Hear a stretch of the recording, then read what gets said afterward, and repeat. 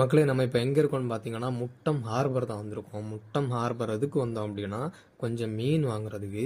நம்ம ஒரு 2000 3000 பல்காக மீன் வாங்கணும், ஃப்ரெஷ்ஷான மீன் வாங்கணும் அப்படின்னா ஹார்பரில் வந்தாலே போதும். நல்ல மீனாக கொஞ்சம் அதிகமாக வாங்கிட்டு போகலாம்.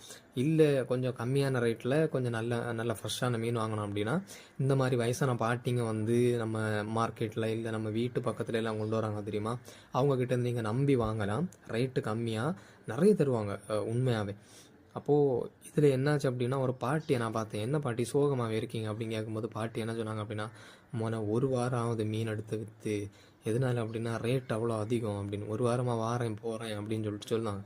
ஸோ இந்த மாதிரி கஷ்டங்களும் அவங்களுக்கு இருக்குது. இது மட்டும் இல்லை, இந்த வெயிட் இருக்குது தெரியுமா அந்த மீன், இந்த மீன் சட்டியை தலையில் தூக்கி வச்சுட்டு அவங்க நடக்கும்போது கழுத்து வலி கால் வலி எல்லாம் ரொம்ப அதிகமாக இருக்குமா. பாவம் இல்லை.